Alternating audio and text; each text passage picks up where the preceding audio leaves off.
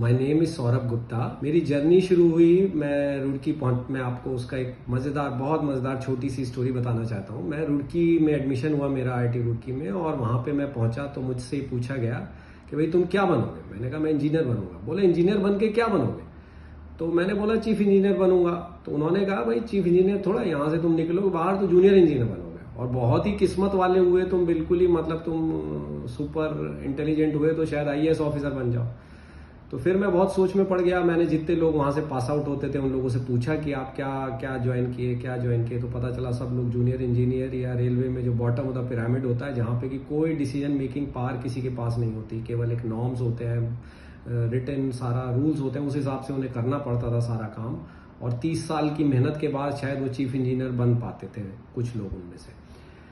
तो मैंने सोचा कि ये तो बहुत ट्रबलसम है, तो मैंने डिसाइड किया कि मैं खुद का बॉस बनूंगा, खुद पहले दिन से डिसीजन मेकिंग करूंगा, खुद सब कुछ करूंगा। तो उस टाइम पे ये सब करने के लिए एक इंडस्ट्री लगाने के लिए एक लैंड की ज़रूरत होती थी, और उस पर बहुत सारे अप्रूवल्स की ज़रूरत होती थी, बहुत ज़्यादा अप्रूवल, जितने आज अप्रूवल चाहिए उससे करीब 3 टाइम्स मोर अप्रूवल।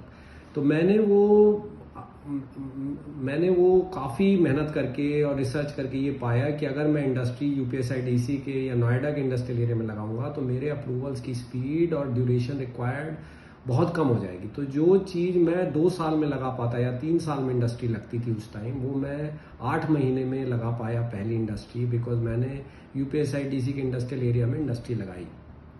और अब मैं एक उसके बाद में हमने कई इंडस्ट्री लगाई जहाँ पे हमें वेंडर का, सप्लायर का, कस्टमर का, रोड एक्सेस का, लेबर का, हर चीज़ की हमें सुविधा मिली, बिकॉज हमने वहाँ लगाई थी इंडस्ट्री। और कभी भी कोई नया चेंज आया, नया कोई रूल्स आए, तो हमें हमेशा UPSIDC ने या नोएडा ने सपोर्ट किया कि वो रूल्स को हम लोग अबाइड कर सकें और पूरे इंडिया में और इंटरनेशनली हम कॉम्पिटिटिव रह सकें और हमारी इंडस्ट्री बढ़ती जाए बढ़ती जाए बढ़ती जाए। और अब हम लोग बहुत बड़ी फैक्ट्री एक लगा रहे हैं बबराला इंडस्ट्रियल एरिया में, जिसके लिए हमें UPSIDC से पूरी सपोर्ट मिल रही है, और जो भी प्रॉब्लम्स है उनका हमारा जल्दी से जल्दी सोल्यूशन निकाला जा रहा है।